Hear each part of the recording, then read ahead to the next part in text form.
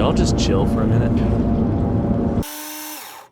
What's up, guys? So I've recently started playing the highly anticipated extraction shooter, The Forever Winter, which just released on early access a couple of days ago.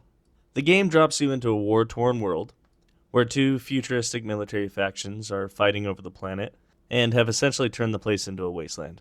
You play as a scavenger amongst a group of survivors who live underground and will occasionally go up to the surface to scavenge for supplies.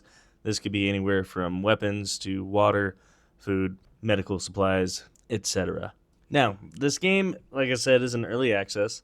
It is not perfect, and there's a lot of negativity going on online about this game right now, and I don't think all of it is deserved. At least, not yet.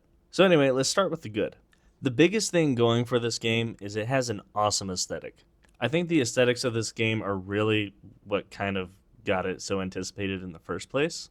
It's very grimdark. It has kind of this retro futuristic vibe, it kind of reminds me of like older sci-fi movies like Terminator or Aliens, where it feels like everything's run on VCRs and vacuum tubes. But you live in this underground society full of people who I assume are natives of the war-torn planet. It never really explains. Or I just wasn't paying attention. I'll admit that is a good possibility. I've seen some people describe it as something akin to Zion from the Matrix movies, where everybody lived underground, hiding from the robot menace above. And I guess that's kind of an accurate description. For me, it kind of actually reminds me of the old Terminator movies, where you saw the Resistance hiding underground, and again, this kind of like retro futuristic vibe. That's kind of what I get from it. I don't know. You might see it the same way as like Zion from Matrix, but it kind of gives me more Terminator vibes, which I just think is a little bit cooler than Matrix. That's all I'm saying. Anyway, the art style throughout this game is pretty damn cool. Like I said, the underground society feels dark and gritty, and like these people are really trying to survive. All of the playable characters are done really well. I really like their design. They look almost like hobos. But, I think that fits a world where, these people are just scraping by to survive on a war-torn planet. Then each playable character has their own profile picture, which I'm no artist, but it looks to me like it's hand-drawn art, and I think it just kind of adds to this gritty feeling of this world. And also keeps with a theme where a lot of the storytelling and a lot of the aesthetics are actually told through the menus. Not a lot of it's really spoken. But again, I think it kind of adds to this overall aesthetic. Then the enemy designs are done really well. You have two clear different factions. One of them seems a little bit more like conventional military, where they have like giant mechs, patrols of soldiers going around. There's a bunch of tanks as well. Then the other side seems even a little bit more futuristic, where they have almost like these drones that are kind of zombie-like, really. And they kind of add a little bit more to the horror side, that this game is trying to sell on top of the war that's going on the surface. And another thing I think they do really well is showing these factions fight each other. They're not really looking for you. It's kind of clear that you're not really a priority on the battlefield. They are focused on fighting each other. You'll see patrols having shootouts. You'll see giant tank battles out in the distance. It's actually pretty cool sometimes to just kick your feet up and watch some tanks slaughter each other in a field somewhere. Anyway, the last thing I want to point out that this game does pretty well is the sound design. From the moment you open up the menu, the sound design already hits you. Both the music and the gameplay sounds use a lot of bass, and I'll admit I'm just a big sucker for a lot of bass. There's just something about it that does it for me. The people going. But the sounds of gunfire out in the distance sound realistic and really add to the world. And on the rare occasion that you get into a gunfight, the sound design from each shot from your weapon hits you right in the gut and is just very satisfying overall. Now, on to the negatives, and unfortunately there are a lot of them. To get some of the simpler issues out of the way, I did buy Forever Winter the very first day it came out. And as is expected of games like this, so I'm not going to hold this one against it too much, but they did have some server issues. I had planned to play it with one of my friends that very first day, and we were completely unable to join each other, so we kind of ended up just sitting in the Discord, playing it separately, just listening to each other commentate our gameplay. But on the second day, they did have a hotfix for it, so we were eventually able to find each other on the battlefield. You son of a bitch! Then on top of just regular server issues, the game is jank as hell. Again, the game is in early access, very early access, so I don't want to hold that against it too much. But there were multiple occasions where I had a jug of water that I turned in that eventually somehow made it back into my pack. I guess someone was just slipping me some water for the long journey.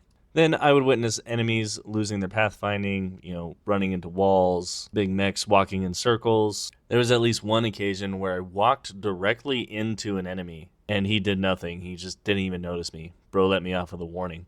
Then when the enemy isn't letting me go, this game can be downright difficult in just kind of stupid ways.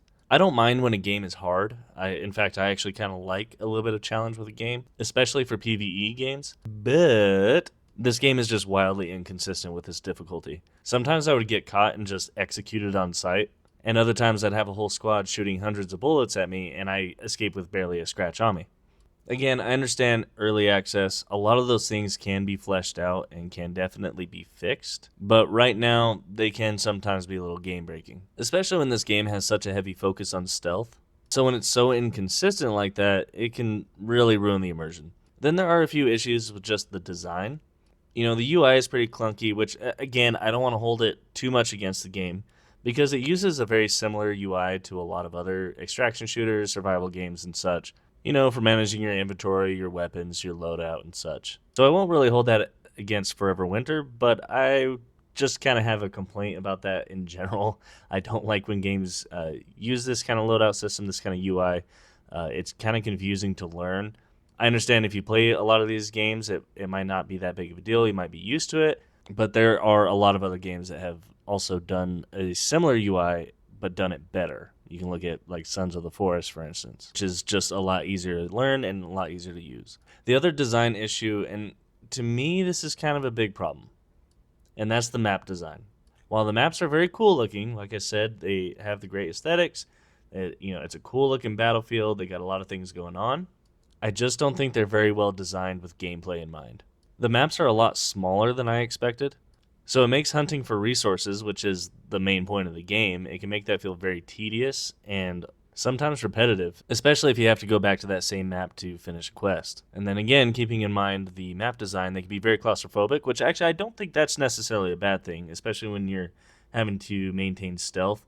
I think it would be way too easy if these maps were too open. But on top of some of the other issues with the inconsistency and difficulty, I found myself easily able to find whatever it was I was needing for that quest, and then walking a straight line all the way to the extraction, pretty much unbothered. Then it does make up for some of this when you do need to defend the extraction, because you'll have a lot of enemies coming your way, and this can be difficult depending on their number and how much ammo you have, although ammo isn't a particularly difficult resource to find.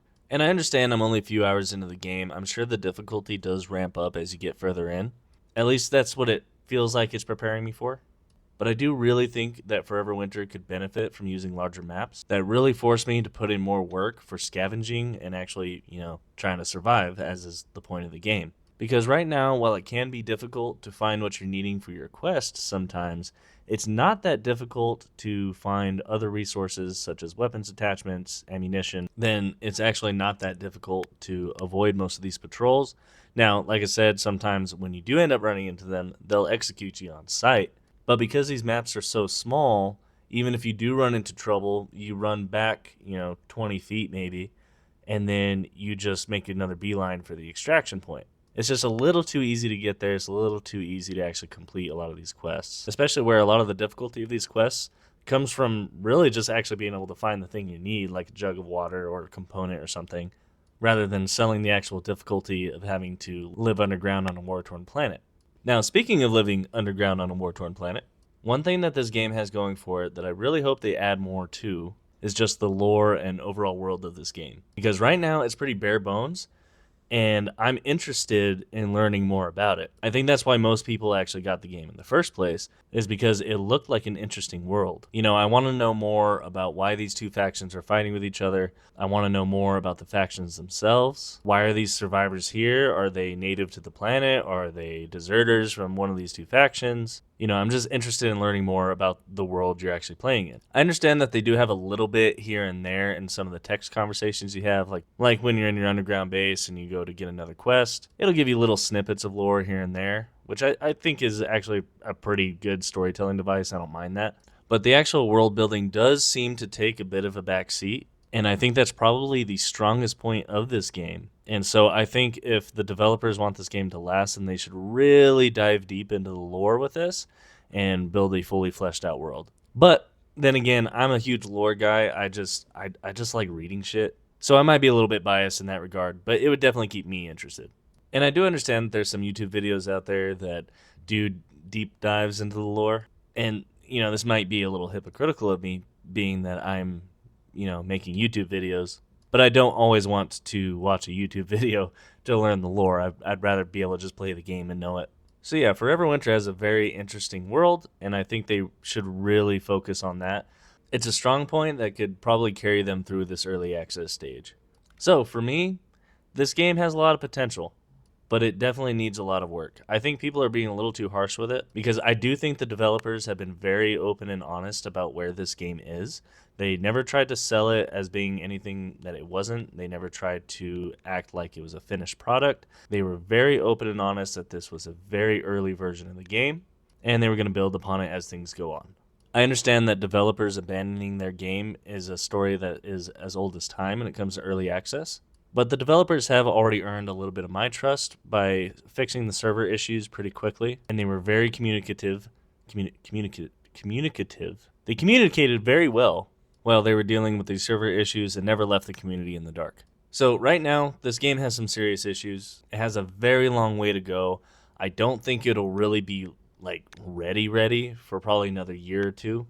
But it is a very interesting world. I think it's a very interesting idea, and I think it just has a lot of potential. So I don't think people should be too harsh with it. I don't think you should give up on it yet. But as it stands, yeah, it's a little early, needs some work. But I actually do trust these developers to stick with it. Like I said, they've been very open, they've been very honest, and I think they'll give us a good product in the end.